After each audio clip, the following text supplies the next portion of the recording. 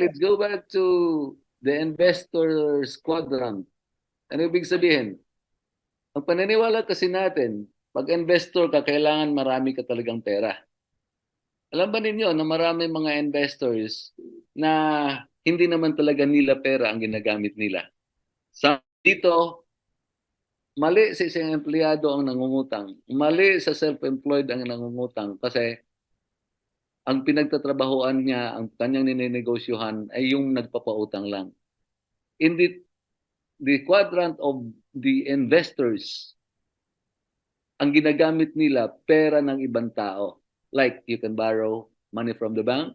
Alam ba ninyo na mga lalaking negosyo, hindi nila talaga money ang kanilang ginagamit. Just like I want to share with you, isang napakalaking mga negosyo like sa power generation. Isa po ako promoter ng isang power generation na nagtatayo ng mga solar power plants. Ang isang 10 megawatt po in our time in 2013, 2014, the total investment would amount of 12 billion pesos for you to be able to put up a 10 megawatt na solar power plant. Alam ba ninyo na kailangan lang ng isang investor is only 20% as an equity at ang 80% ay pinifinance na ng World Bank or ng IMF o ng mga Asian Development Bank? So, ano ibig sabihin? Kumikita ka ng milyon-milyon, pero ang interest na binabayad mo sa mga bangko na sinabanggit ko ay sobrang liit lang. Meron nga dyan nagbibigay ng 1% per annum lang, 1.5% per annum. Pero sa pagmaliit na ng mga bangko, kailangan ka na magbayad ng 10%, 8%, 6% to the least. So, the bigger is the project, the lesser is the interest. This is what we say, using other people's money. And in this case, what do we lack? Hindi talaga kapital. Ang kailangan talaga natin is the real life business experience. Kailangan natin may exposed dito. Now, in the kind of business that we are in, kailangan lang natin ng disiplina. Kailangan lang natin na ma-expose sa negosyo. Kasi sinasabi nga na ang education is the only tool, sabi pa ng former president ng Africa, na ang education is the most effective tool to change the world. So kailangan natin talaga ng real life business experience. Okay, knowledge. So how can we be able to get knowledge? To be educated. Education is taken from the Latin word educere, which means to expose. Anything you are exposed of, you become educated. That's why experience ay makukuha mo na real life knowledge mo dahil in-depth ka.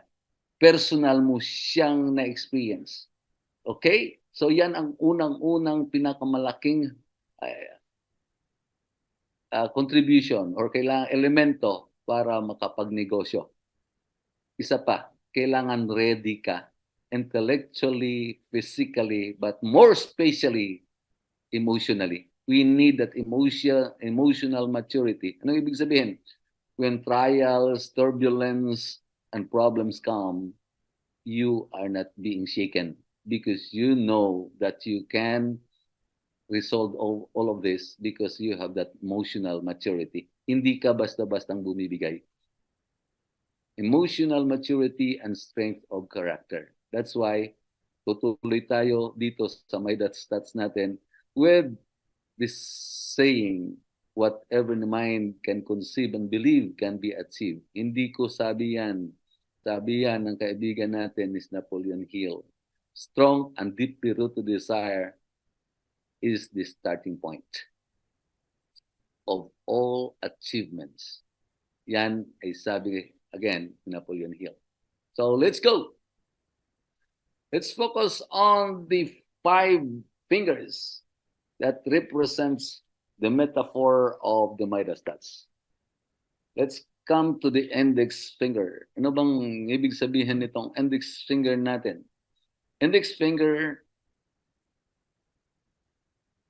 meaning to say, kailangan natin ng focus.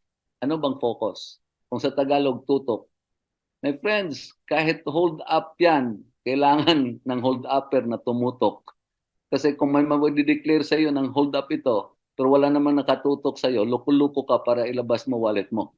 Loko-loko ka para ilabas mo bag mo. Loko-loko ka para kunin mo ang relos mo at mga alahas para ibigay sa kanya. Ano yan, joke? Focus means follow one course until successful. Ang mahirap kasi sa atin, ang dami nating iniisip, ang dami nating binabaliwala. Akala natin darating lang ang success ng parang ulan lang. Parang dumating lang hangin, parang bumagyo lang, parang by accident lang.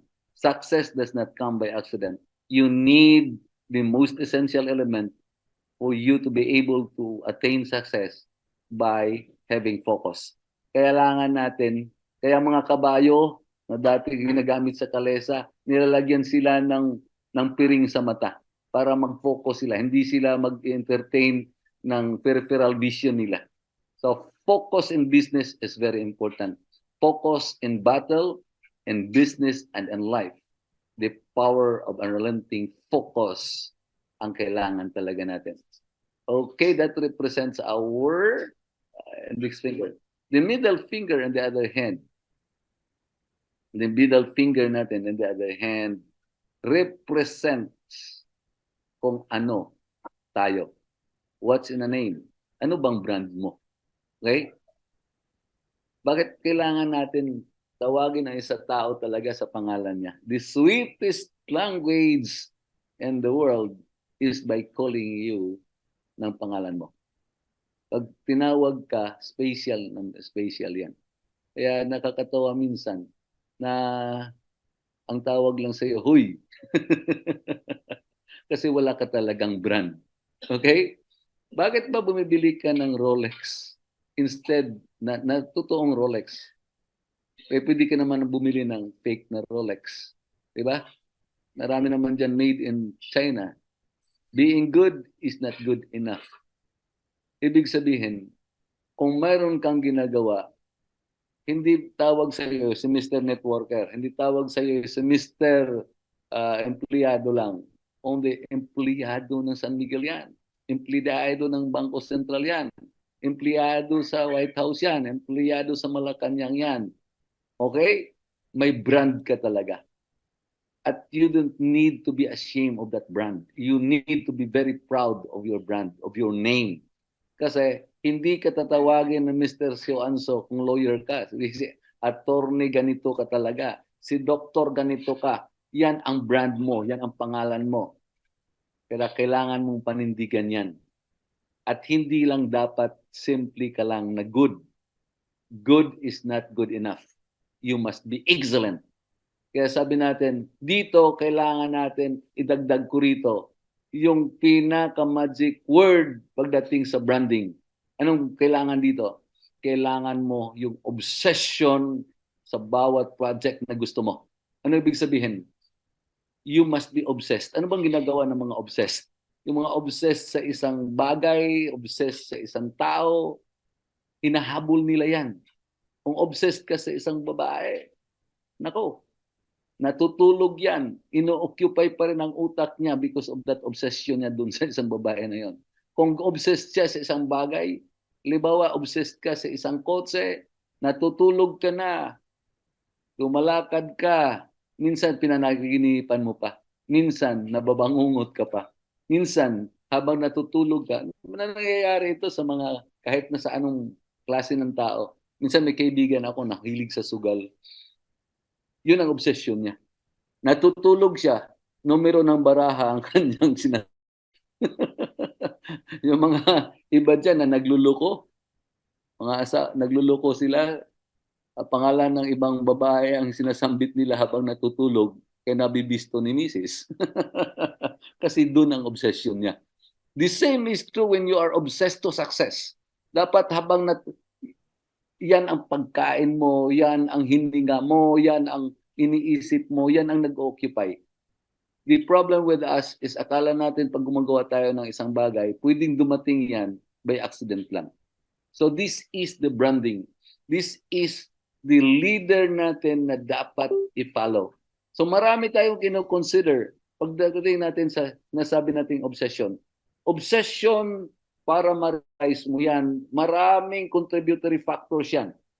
Maraming mong i-consider. Dapat i-consider mo ang obsession mo habang ikaw ay patulog. Kaya sinasabi natin, yung doon sa iba nating training, sinasabi ko, you make your dream board. You make your dream board as your obsession. Bago ka matulog, tinitingnan mo siya, hinahawakan mo siya, sinasama mo siya sa dasal mo. Hinihingi mo sa Panginoon, Lord, kailan mo ibibigay ito. Para sa pagising mo, ay yun pa rin ang naka-occupy ng mind mo. Yan pa rin ang nasa utak mo. Yan pa rin ang nasa puso mo. Pagising mo sa umaga, kasabay ng yung dasal sa pagpapasalamat sa Panginoon na binigyan ka na bagong umaga, bagong pag-asa, ng bagong pagkakataon na mabuhay, you have also to resolve to yourself that this is the last day of my life. Ginawa yan ng maraming successful people in the world. Steve Jobs, for example, is the leader or the example, is a classic example why he rose into success. Naging super siyang yaman kasi every morning when he wakes up, pagising niya sa umaga, immediately ay nakatuon na siya kung anong project obsessed siya. Kung anong project ang gagawin niya. Pagising niya sa umaga, sabi niya sa sarili niya, this is the last day of my life. That's why I want to make the best of it. This is branding. This is branding. So, the next na tanong natin sa sarili natin, pagising mo sa umaga, ano ba ang gagawin ko? Ano ba ang dapat kong gawin para mabago ang buhay ko? Ano ba ang dapat kong gawin para ma-attain ko ang gusto kong marating? Minsan, guys, kailangan mong magmukhang loko-loko. Sabi ko nga, ang isang acronym ko rito is BALIW. Believing always that life is wonderful. Alam niyo, ang mga successful na tao, kinakausap nila niyan ang sarili nila sa salamin. You look at yourself in the mirror. You dress up. You make yourself presentable. Kaya hindi ako nananiwala sa sinasabi nilang, dapat networker ka lang kahit naka-shorts ka kasi marami ka namang pera. Yes, ang mga bilyonaryo pwedeng pumunta sa mall, pumunta sa pasyalan, naka-shorts lang yan, naka-tsinelas lang. Yung may-ari ng Bombo Radio Philippines na pinarangalan dito kahapon o kanina ba yon dito sa Iloilo, isa siya sa mga lifetime achievers at Diamond Awardee ng Iloilo City Government. Pag pumunta yan sa kanyang mall, ang kanyang mall ay sobrang lawak, siguro nasa mga 5 hectares yan, nakatsinelas lang siya. Pero alam ba ninyo kung anong struggle ang ginawa niya para ma-attain yon? So, dahil may financial freedom na siya. Okay? Pero yung tao na yan, maniwala ka sa hindi kung kakausapin mo yan kung bakit siya naging successful, naging luko-luko sa isip niya yan. Kinakausap niya ang sarili niya. Papasok yan sa kwarto, nakabihis na, titingin sa salamin. Sinasabi niya sa sarili niya, Tolly, ikaw ay destined para maging successful. Kaya sa mga ginagawa namin in our early years of training, ang ginagawa ko, tinirecord ko siya, yung presentation ko, yung sales process ko, yung manner of speaking ko, nire-record ko yan. By the time, cassette recorder pa ginagamit namin. Imagine, bit mo ang napakalaking cassette recorder. Kahit nakahiga na ako, piniplay ko yan. Kahit nasa CR ka, naliligo, dumudumi, naglalabas ng toxin mo sa katawan, pinakikinggan namin yan. And this is being done by most successful people in the world. Meron akong isang nakilala, candidate siya for president sa isang state university. Isa siyang doctor of philosophy. Nung nakakausap ko ang kanyang mga estudyante, sabi niya, alam mo yan si ma'am, sobrang galing. Kaya sa dami ng mga estudyante niya sa doktoral, dami ng mga estudyante niya sa masteral, yun ang comment. Si ma'am talaga sobrang ganda, sobrang galing niya. Ang liit na babae, parang 4'11 lang yata ang height. Pero ina-idolize siya. Kaya dahil parang na-intriga ako, pinuntahan ko talaga sa bahay niya. So, napakaganda ng bahay niya, mayroon siyang sariling resort sa bahay nila, doon sila nakatira. Sabi ko, Ma'am Rachel, nag-ano lang ako, parang na-intriga lang ako sa'yo. Kasi all of your students in the masteral degree and the doctorate degree and admiring you, ano ba talaga sikreto mo? Bakit tila memorize mo yata ang sinasabi mo? Kasi hindi ka na daw nagbibitbit ng libro. Sabi niya sa akin, Rolly, I've been doing this for the last 30 years of my life.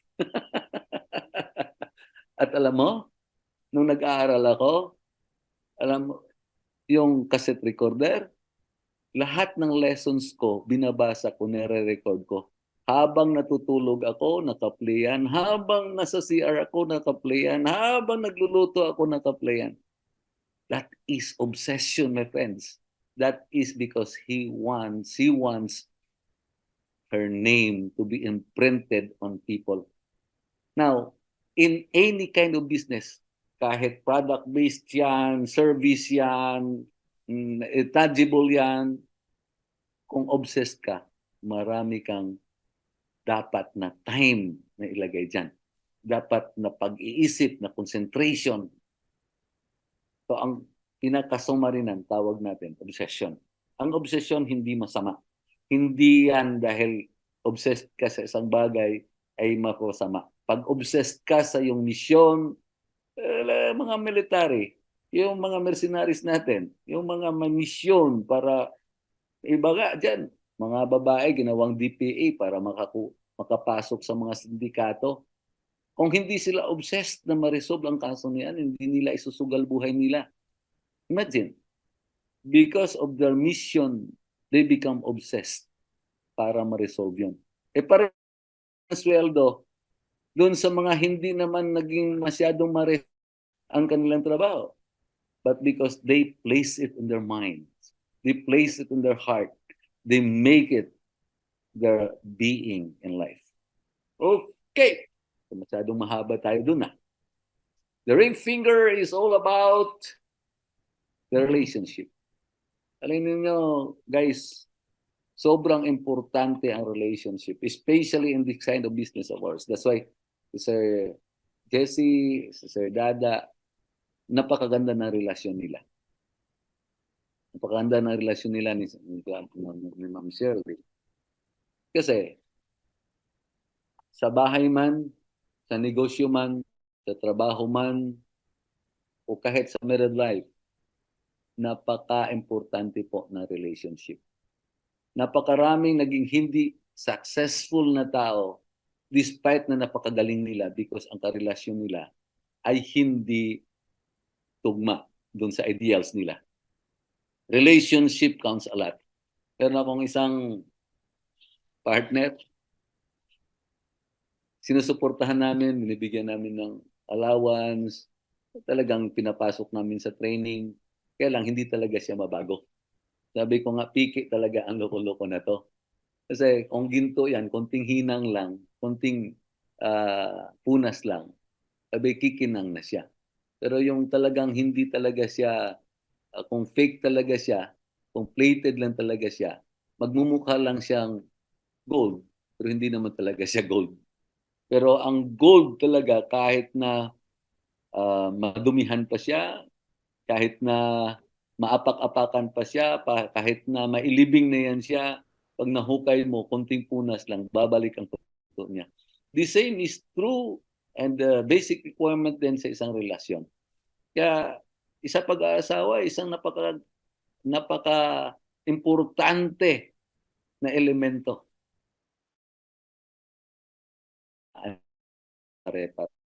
Hindi basihan ang talaga dapat matalino, dapat napakaganda, dapat napakamistisa, o sa lalaki naman dapat macho-macho, dapat matangkad, dapat hindi yan ang sukatan. Kailangan kapareho kayo ng mindset para pagdating sa bahay, harmonious ang relationship niyo.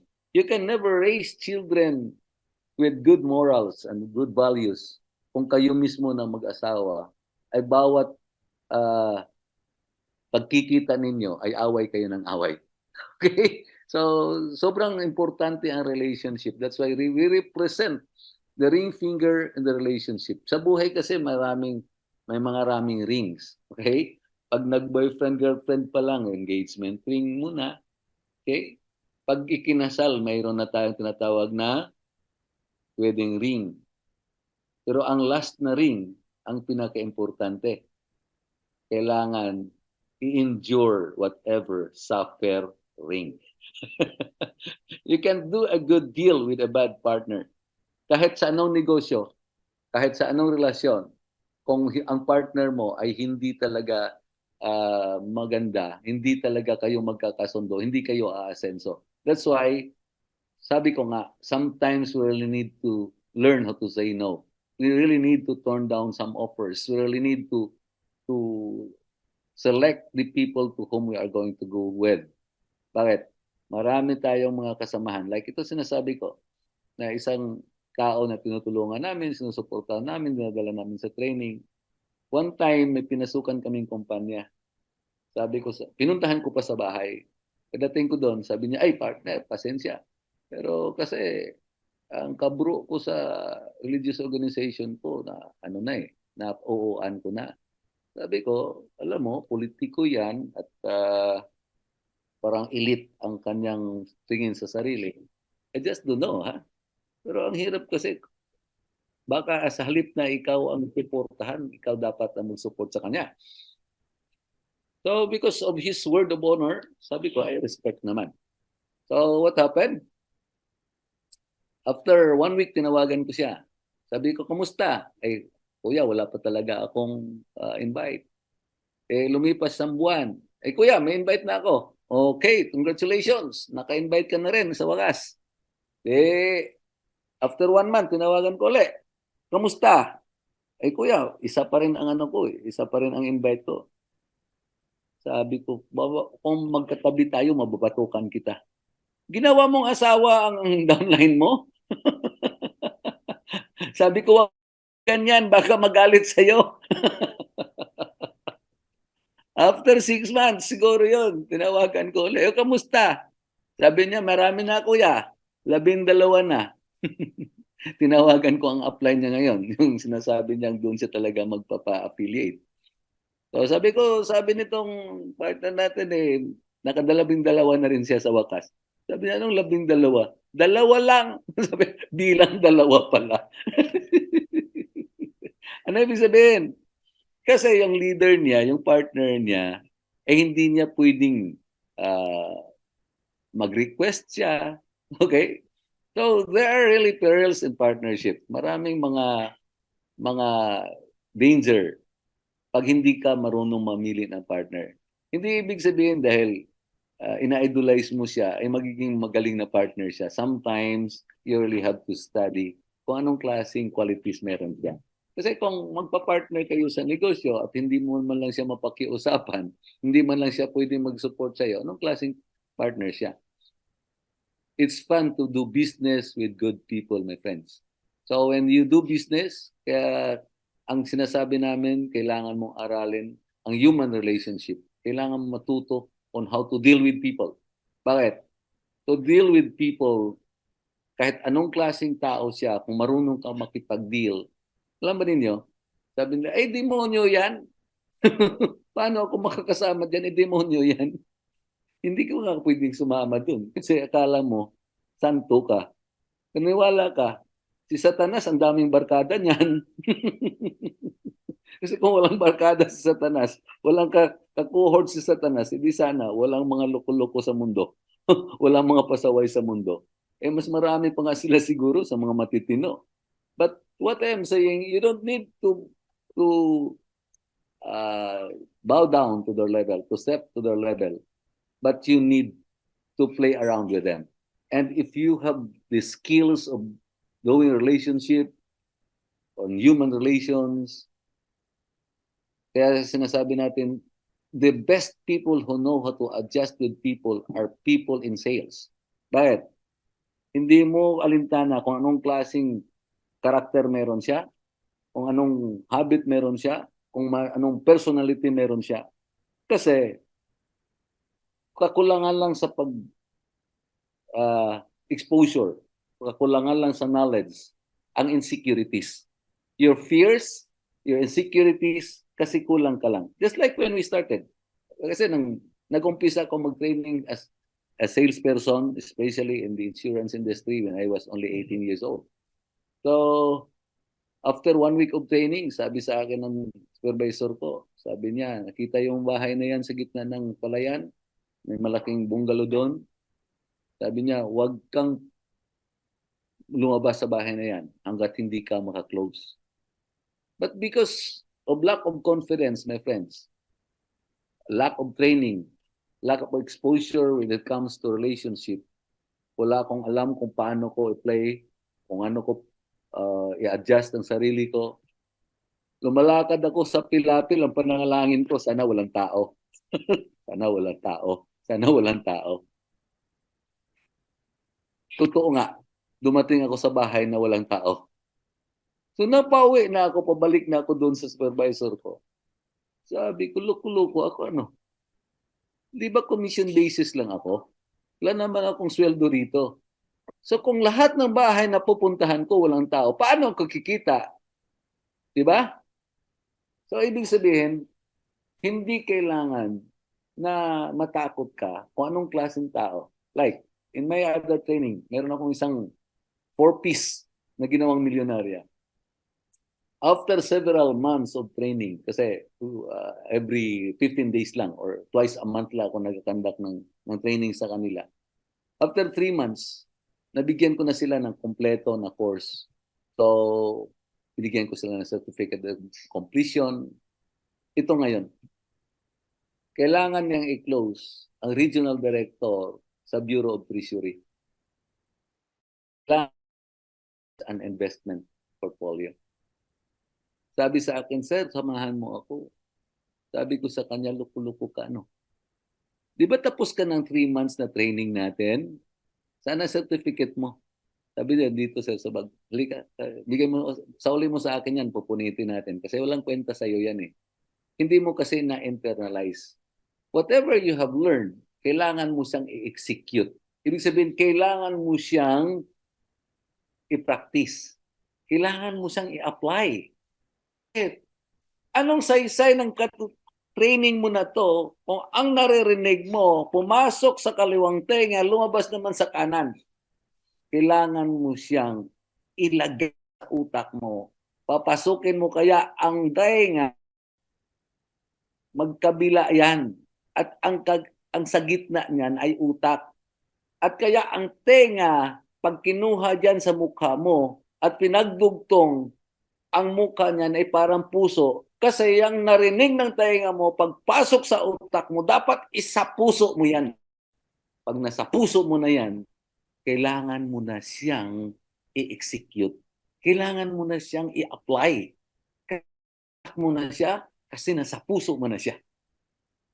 Your dream, your goals, your aspirations, kung hindi mo yan ipa-follow na nagrinig ng tenga mo, kaya lang pagpasok sa kaliwa, pinalabas mo naman sa kanan, useless itong time natin ng pag-uusap, my friend. Kaya kailangan mong na ipasok sa kaliwa yan o sa kanan man pumasok yan. Dapat both ears has to listen. Ipapasok sa utak mo yan. I-internalize mo yan. Isipin. Balik-balikan. Okay? Anything that has been learned has to be repeated many times. Kasi kung sabi nga na natin, ang isang kasinungalingan nga eh, pag inulit sa iyo ng 20 times, lumalabas yan parang totoo na siya talaga eh. Maniniwala mismo ang ating conscious and subconscious mind that story of lies is already a reality. Now, you are earning this knowledge now. And if it is recorded, please repeat, play repeatedly so that you can internalize. Now, when you already internalize it into your conscious mind, lilipat yan dun sa subconscious mind mo na kung kailan mo kailangan, ilalabas na lang at magagamit mo. Kaya lang, kailangan mo siyang isa puso para i-execute. Now, if you have that obsession for a relationship sa pamilya mo, anong ginagamit mo? Utak, puso. Diba? Kaya dapat sa relasyon, ginagamit puso, hindi lang utak at hindi lang bunganga. Now, you can do a good deal, sabi nga, with a good partner. Kaya kailangan natin i-execute yung nalalaman mo na yan. Relationship with people. Kaya babalikan ko yung sinasabi kong naging estudyante ko. Sabi ko, ano bang ipipresent mo? Negosyo mo o yung trabaho ng abogado na regional director ng Bureau of Treasury? Sabi niya, itong negosyo ko, sir. Sino bang may alam yan? Siya ba o ikaw? Sabi niya, siyempre, negosyo natin, di ako may alam. O sino magsasalita? Ikaw, siya. Ako. Ba't ka natatakot? Ikaw naman ba lang magsasalita? Di ba? So, kakulangan lang sa human relations, kakulangan lang sa knowledge, kakulangan ng self-confidence. Ang self-confidence kasi nasa puso din yan. Kung wala kang self-confidence na inilagay mo sa puso mo, palagi kang kabado. Alam mo, kung kulang ka sa kaalaman, tapos isinalang ka sa gera, kulang ka sa training, papatayin ka sa dibdib, yung daga mo sa dibdib, kalabog ng kalabog yan, kalabog ng kalabog, kasi kulang ka sa confidence, kulang kasi ako sa training. You train yourself, you train your heart, you train your mind, you train your mouth to speak, you train yourself. And kailangan mo siya para dumami. Ang tinanap mo rito sa negosyo, hindi customer. Kung customer lang ang hahanapin mo, come and go yan. Pagkatapos mong nagbenta, wala na yan.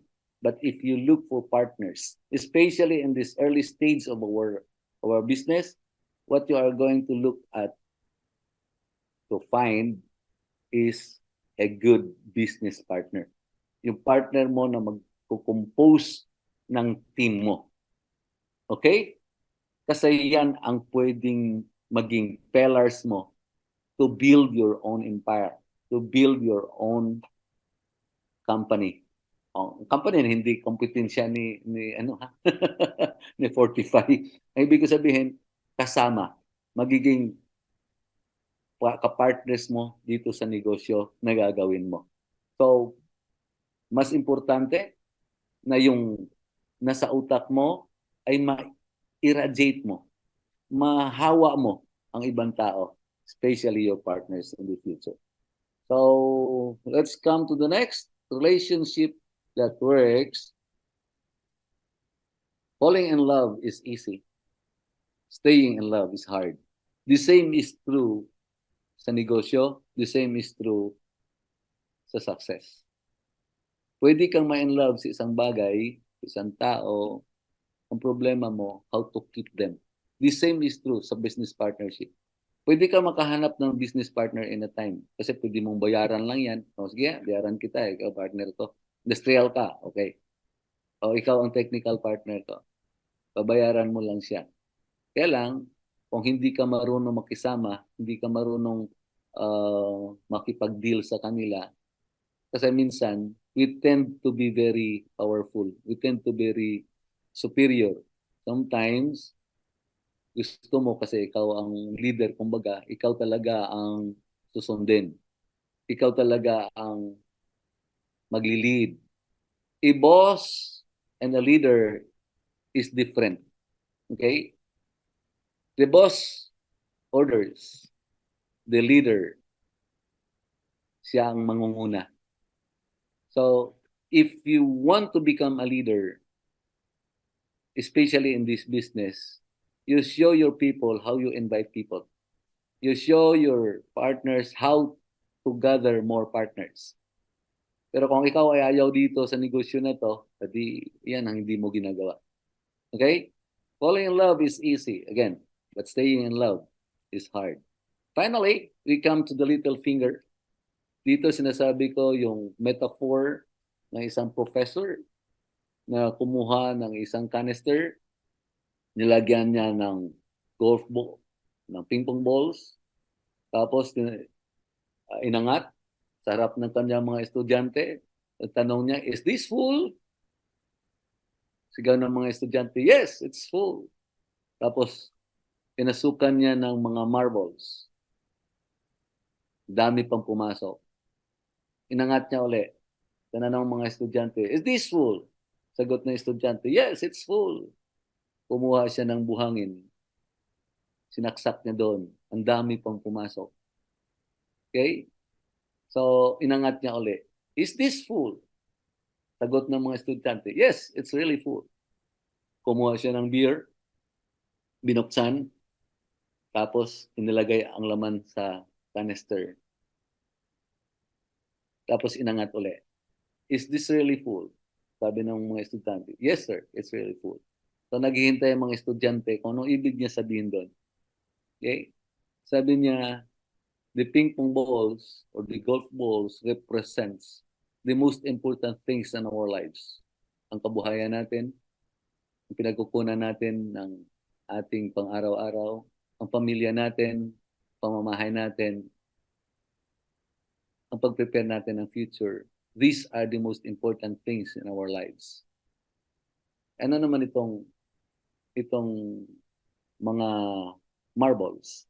Itong marbles, ito yung mga bagay na kailangan din natin. Kung baga sa pagluluto, hindi lang karne o gulay ang kailangan mo. Kailangan mo rin ng seasoning. Kailangan ng mga ricados. Okay? These are things secondary in our lives. Sometimes, ito yung mga happiness kung bakit tayo kailangan. Hindi naman kasama sa pinaplano natin ang magse-celebrate tayo ng birthday. Hindi naman kasama sa plano natin dapat mag-celebrate tayo ng Christmas. Hindi naman kailangan na pag may Mother's Day o Father's Day, kailangan magbibigay talaga tayo ng bulaklak. But these are things that little man sila, maliliit man sila, counts a lot. Kaya itong buhangin naman, ito yung mga sweet nothings natin. Tulong natin sa mga anak, makatapik sa kanilang balikat, especially when they are down, especially when they want to achieve things or challenges. Kung may mga contest sa school yan, may problema sa kanilang trabaho, kung malungkot sila, ito yung mga maliliit na bagay. Okay? So, huwag nating binabaliwala ang mga maliliit na bagay sa paligid natin. Ito yung mga pag-aalaga natin sa ating pamilya. Ito yung mga minsan, pag-aabot na lang ng kahit tissue paper sa asawa mo, sa anak mo, it counts a lot. Okay? Itong bilang asawa kang babae, marunong ka din naman maglinis ng bahay, marunong ka magligpit ng mga kagamitan ninyo. Ito yung mga pagtatay mo siguro ng ng shoelace ng asawa mo. Ito maybe ang paglagay mo ng krubata or necktie ng asawa mo o kaya pagbutones ng kanyang polo shirt. These are small things, but it counts a lot. Kasi pag hindi mo ginawa yan, baka gawin ng iba. Sabi, tanong ng estudyante, and what that beer represents for? Sabi ng professor, working without playing makes Johnny a dull boy. Kailangan din nating mag-relax. Kailangan din natin ng recreation. Kailangan din natin sometimes once in a while. Kaya believe ako kay Sir Jesse. Imagine pag Sunday talaga, family day. Okay? Church day, family day. And that's a lifestyle. Kasi, kailangan talaga natin yung mga little things na yan. Akala natin, marami kasi ang binabaliwala na lang yan. But it counts a lot. Little things counts a lot. So, sabi nga dito, little things are big things. Luxury and details are little things sa umpisa. Okay, finally, sabi ng isang Chinese philosopher na si Lao Tzu, the journey of 1,000 miles begins with one step or with a single step. So, kung ano man ang gusto nating ma-attain sa buhay, umpisahan natin yan sa utak, sa puso, i-execute. Umpisahan sa isang prospect.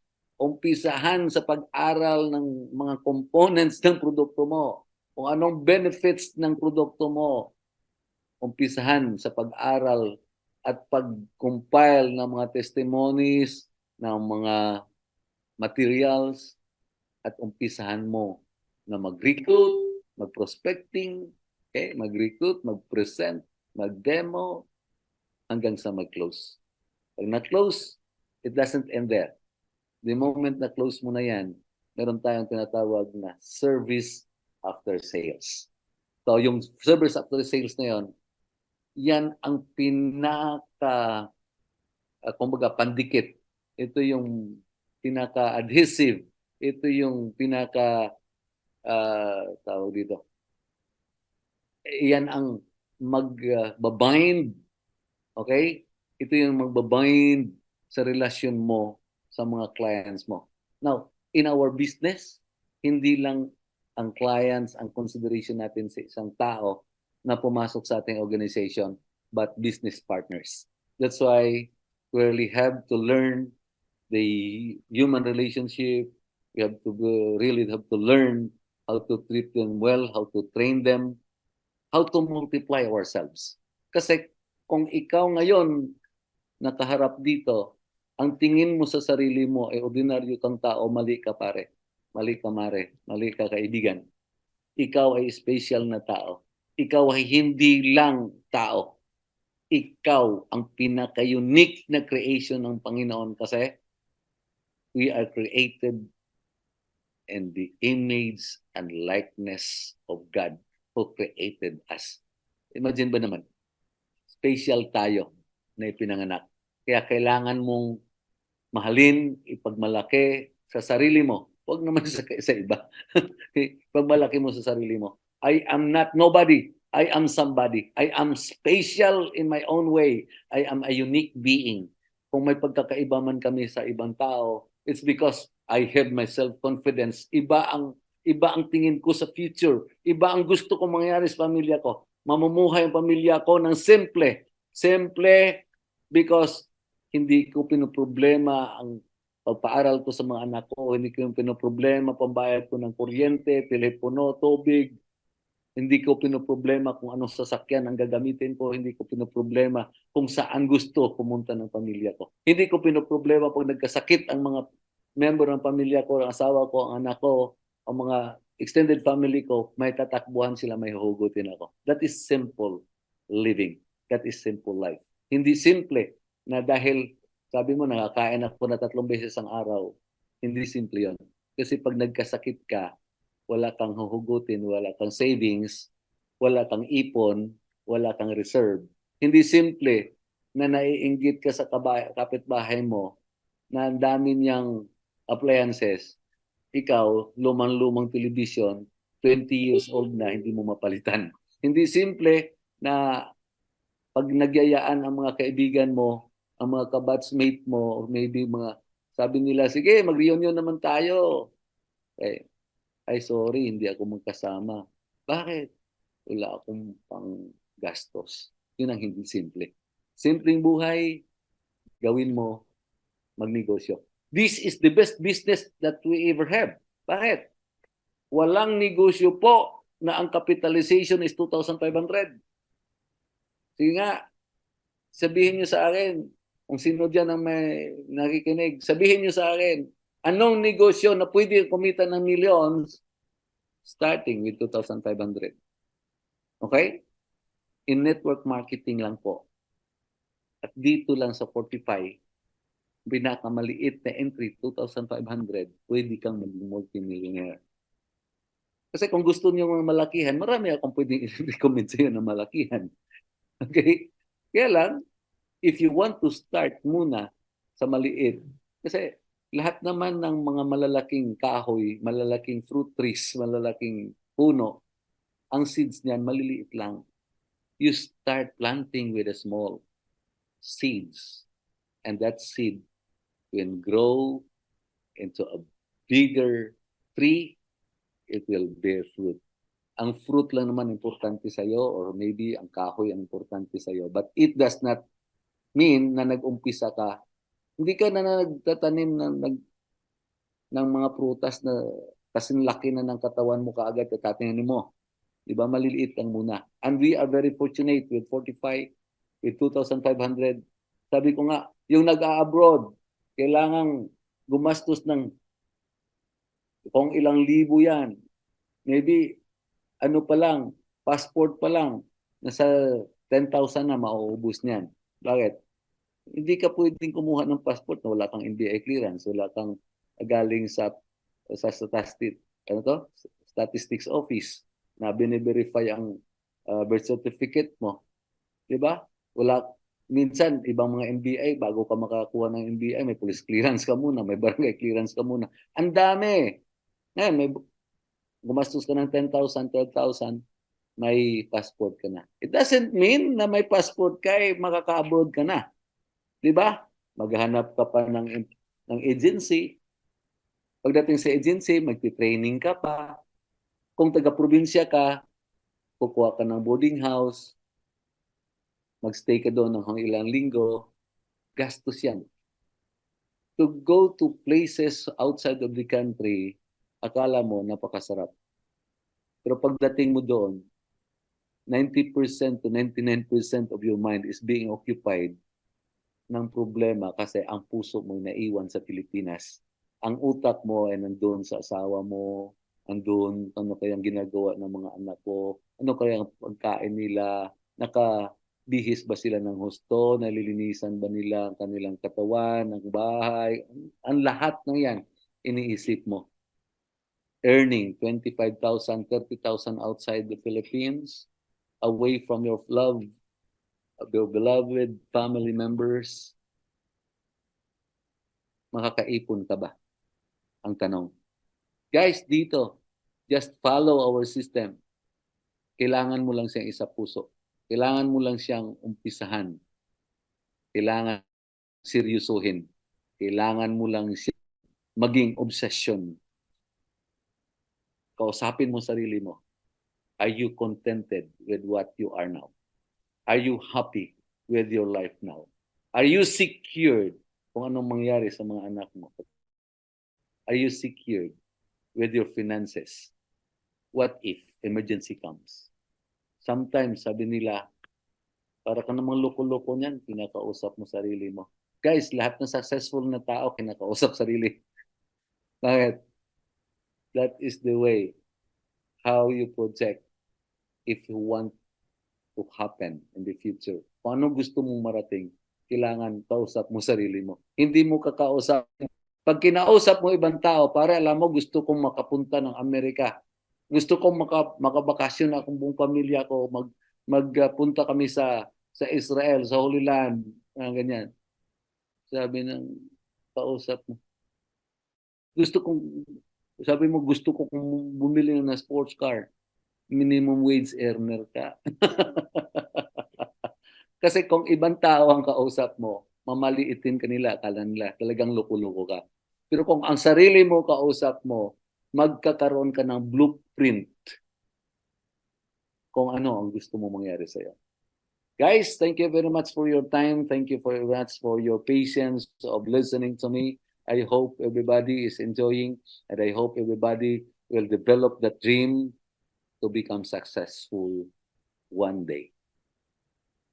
Good morning again.